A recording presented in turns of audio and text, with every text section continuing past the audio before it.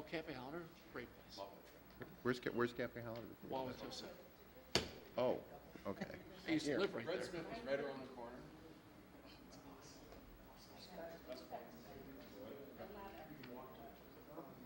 Okay, not exactly local. Don't pay attention. You guys ready? Yeah, we're ready. All right, good evening. This is the Planning and Zoning Commission for the Village of Vernon Hills, and we start with a roll call. Chairman Morris, Here. Commissioner Baloo, Present. Commissioner Cotton, Here. Commissioner Hesner, Commissioner Heidner, Here. Commissioner Mulcrone, Here. Commissioner Gorog. Here. Okay, we have a quorum. This evening, we have a public hearing, which is case 1608, which is a petition requesting, one, approval of a special use permit to allow the operation of a house of worship, two, granting of certain variations relating to parking, and three, preliminary and final approval of the building and site plans. This is with respect to property at 204 U.S. Highway 45, which is the former J&L Oil building. Who's going to speak on behalf of the petitioner this evening? Okay, we'd ask you to come forward so you can be sworn in. Okay. I see you brought friends. Are any of them going to speak as well? Yes, we have a representative from the synagogue. We have Rabbi Suskind and the building owner. Okay. If someone's going to speak, we'd ask you might as well swear everybody in at once. Okay. Okay, so we ask you to raise your right hand and swear or affirm that this testimony you're about to give before this commission of the Village of Vernon Hills shall be the truth. Yes. All right. You are on. My name is James K. Irwin. I'm architect of record for this property. I'm a licensed architect in the state of Illinois. I've prepared a site plan and interior plans for the synagogue, and these have been distributed to you. And as you noted, we're we're going to here get you, for. since this is televised, an easel, if that would help. I see. Okay. Now, the rule is if you stray from the podium, you need to use one of the handheld microphones. Okay. I'll try to abide by that rule. Okay. And We don't have many, but that's Yeah. the big one. And this is an existing building across the street from here, and we will be taking an existing tenant space, 2 floors of approximately 4,000 square feet each, and converting that into a synagogue for the Chabad of Vernon Hills. The entry to the space is on the upper level, and the upper level will have the primary synagogue space, the religious assembly space, with ancillary spaces, a small classroom, and two offices and bathrooms. On the lower level, it's very similar with a large open space that would be used for community events and activities. There's a kitchen and restrooms and classrooms on the lower level. The building is a good building, but it does not comply with the current accessibility codes. So we are proposing a handicapped accessible ramp to the front of the building, and also we will be upgrading the interior spaces to comply with all of the ADA and Illinois accessibility requirements. So we'll be modifying the restrooms and some of the door locations to bring the interior space up to code, and then also constructing a concrete ramp at the exterior with code-compliant railings, and also a curb cut and sidewalks so that someone could access the ramp directly from the parking lot. We are also restriping the parking lot, and that will result in 34 parking spots around the existing facility, plus 11 spaces to the rear facing the railroad track right-of-way. The client represents to me that there will be minimal automobile traffic related to the use of this facility. And the reason for that is that in the tradition of the synagogue and in their practice, they typically do not drive vehicles to their worship services, which occur on Fridays and Saturdays. So we would not be seeing an increase in automobile traffic as a result of the granting of the special use because of the unique characteristics of the tenant's requirements. We're also proposing a small sign that will say Chabad Vernon Hills, and that would be a small 48-inch sign that would be located closer to the entry to the parking lot, closer to the mobile gas station, and that would be an unlit sign, and it would, be essential for the client, for people to identify where to turn in to use their facility, to access their facility. Don't know if there are any other questions or clarifications that I could provide the committee. Any questions from anyone? I guess my first question, you mentioned there were 11 additional spaces. Yes. Where are they? I don't see them on Yes, the I'll, drawing. I have in front of me. Oh, okay. Ours So it doesn't. looks like the site plan that you have is a revised one from the one that was initially received, which includes an additional spaces there. What's up here? The number of required parking spaces is 49, so variation would still be required to grant parking. So how many total is there when you add? that would be 45. 45.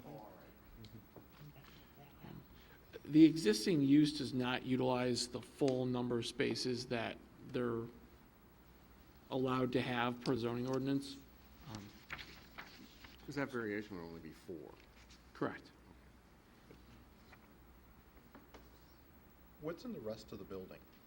And the west portion of the building includes a warehouse that includes dental supplies and an office that services that warehouse. Are there currently restrooms in that wing of the building? I did not verify those restrooms in the west wing of the building, only verified the ones that were in our scope of work. I was just wondering if they were utilizing the restrooms in the wing of the building you're using, and if you're closing it off from them. I would have to ask the building owner. Did you hear the question? He wants to know. Okay.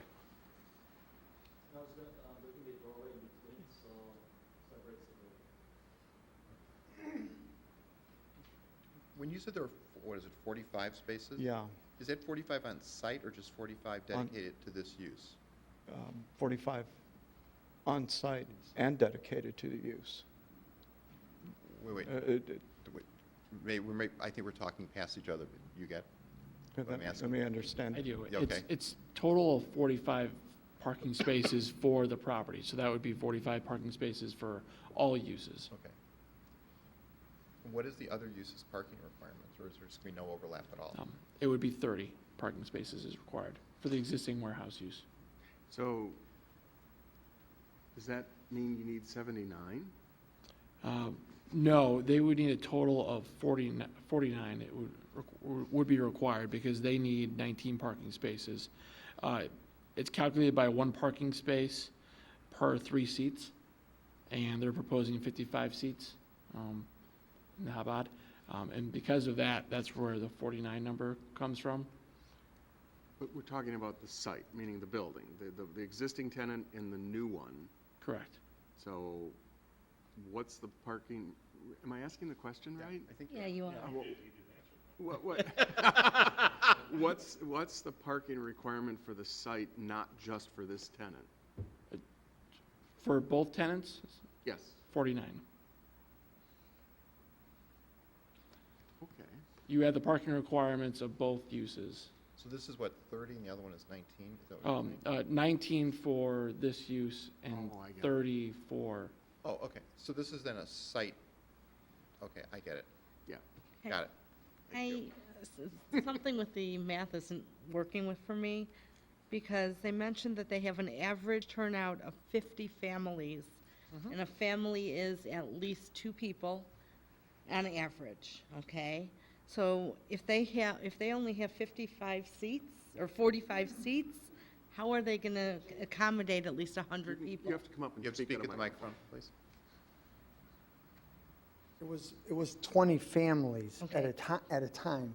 There's more than that many families collectively members, but at specific times that we would be utilizing the space, there would be up to 20 families, and we accounted for 55 seating. Okay, that make, because our, Yeah. our information shows a turnout of 50 families on average, so that didn't make a lot of sense to me. And then, are you had, it also had mentioned that the primary traffic times are gonna be on the weekend, on Saturday and Sunday. You have classrooms, do you have, Hebrew school during the week at all? Sundays. Just on So- yes, Sundays? Sundays is Hebrew school, and it's right now currently between the hours of 10 to 12. Okay, okay. And do you have bar and bat mitzvahs Well, on premise? there's none like on the tentative plan now, but there's no saying that we won't have those. Okay. You know, because I know that when my daughter was bat mitzvah, we had 175 people, and this couldn't accommodate. Yeah, and the Chabad operates a little bit differently than your typical synagogue, because I was bar mitzvah too, and it was, Yeah. you went to a different location that, it doesn't operate the same under that, so. So high holiday services would be off. That as would well. really actually be the only time that we would have any real consideration here with the parking, because your whole membership turns up for that. And we would have some alternative parking that would be having to take some place. Okay, because I mean, this year I know the high holidays are during the week, so that would be a little bit more challenging. Sure, yes, Yes, tell us who he is, too. On your plan, I don't know Wait, if it shows. there's a wait, third- oh, You- sorry. tell us who you are and then speak at the I'm Eric microphone. Stromeyer, I'm the building owner. There's a third building in the back, it's a Morton House, it's like a garage, but it could accommodate many cars, it's all paved in the back. I don't know if this shows up in your plan, but- No. I didn't, but the park, yeah. so if that would be an issue, yeah, it doesn't show on your plan. But we do service work, so most of the guys are out at offices doing dental repair. So we have like 2 cars during the day. Okay. But do they have an arrangement with you in terms of use or a cross-access Well, use? if there's an issue here, we could figure something out. Okay. I want to help them along. Okay. So how many cars on average you say, or you actually utilize? So how many 2 spaces? people in the office, and we got it doesn't show back there, but also in the rear, that little corner there, there's also parking spaces for our vehicles. So, and then it's all paved going back here with the whole fenced-in area. Do you have warehouse workers as well? Huh? No, have- no? No. Just 2? We have, the guy that works in the office ships out the stuff too. So, small business. I drive by it every day, and I'm very cognizant of the parking variation request, and at most, I've seen 6 cars parked in that parking lot. It's definitely not utilizing the full 30 that would be required as part of the zoning code. And the driveway access is shared with the gas station? Yes. Yeah. The sign for the gas station is actually located on this property through a sign easement. Had an easement when I saw it, they had a special use. So would it be on the site plan? If we were to have it located, it would be on this site plan? That sign, the current existing sign? The existing sign? I don't believe it is This is located the on there. proposed. Yeah, it's identified in the proposed, but it does not indicate the, Can't see But the you trees. said it was their sign, their mobile sign was on their site? Is that what you said? correct. Right at the entrance. It's got to be about here, I'm assuming. Yeah. Yeah.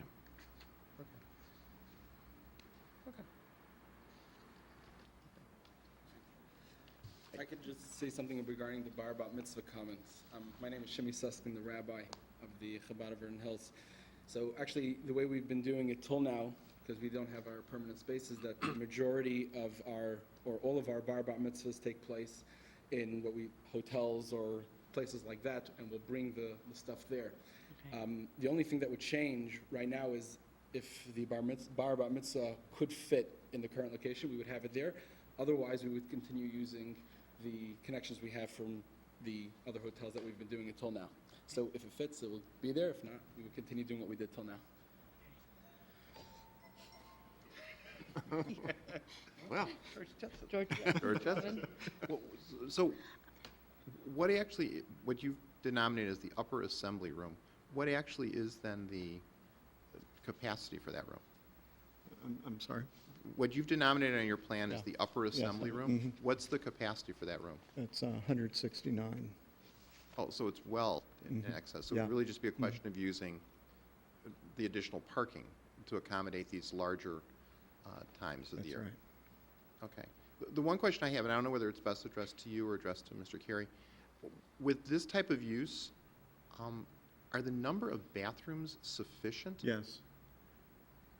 Yes, I verified that with the number of occupants, and then the code requirements for men and women, and et cetera. Okay. Okay. Any other questions? I have one question for, Joe. The size of the sign, does that comply with our ordinances? It does, yes. Okay. And that was one of the things we talked about through the technical review process, was that, as you noted in your packet, there's no signage plan provided, and that's something that we indicated that because there wasn't anything provided, that we made it very clear that no variation was being requested, and it would be required to meet all building codes. Do you happen to know the materials of the sign? Is it going to look, I mean, it says wood, is it going to match the building? I mean, It would be, I would call it a traditional detail with, two wood posts on the end with probably an ornamental cap with a sign that would kind of have a frame and some wood detail around it to make it fit in. and it's not illuminated, are you going to have any uplighting or anything? We weren't planning on that, no. I have a building code life safety question. I just don't know the answer Okay. to. There's three classrooms indicated here without Yeah. any fenestration,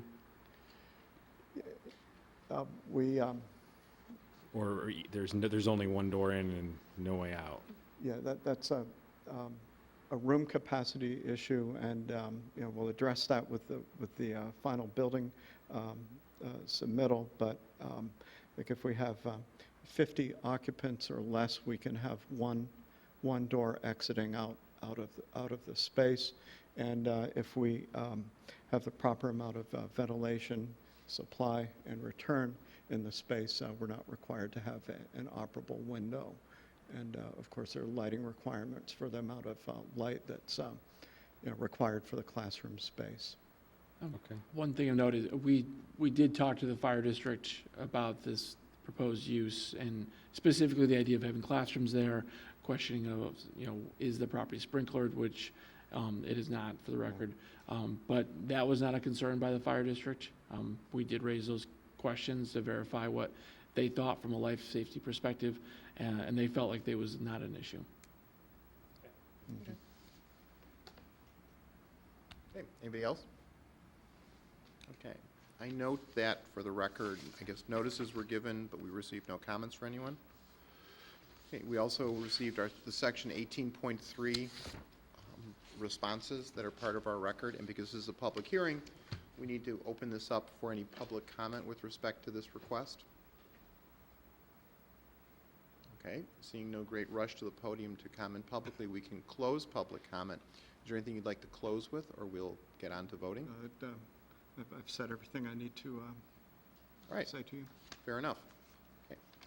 We have a standing motion on this commission to recommend approval. So our first motion would be to recommend approval of a special use permit to allow a house of worship with the following variation, to allow a parking variation, to allow, and I guess it's not 34, but it's 45? Is that the number? Yeah. 45 parking spaces for the property in lieu of the minimum number of spaces required, 49. We need a second for that motion. Oh, wait, before we second, I'm sorry. The conditions of approval would go along with it. Final approval of plans by the village engineer, landscape architect prior to building permit, compliance with all their ordinances and standards. And I suppose thirdly, the building owner will work with you with respect to overflow parking, and staff will need to determine if a formal cross easement or use agreement is necessary, or the handshake is sufficient. Yes. Okay, now I'm sorry. Second. Okay, okay. Any discussion on that? Okay, hearing none, we need a roll call. Commissioner Baloo, Yes. Commissioner Cotton, Yes? Commissioner Hesner, Commissioner Heidner, Yes. Commissioner Mulcrum, Yes. Commissioner Grog, Yes.